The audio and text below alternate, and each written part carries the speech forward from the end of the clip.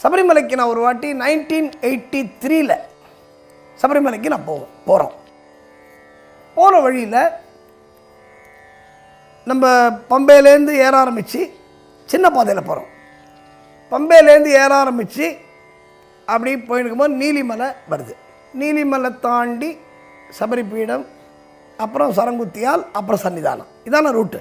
போகிற வழியிலேருந்து நான் ஒரு இங்கிலீஷ்காரரை பார்க்குறேன்.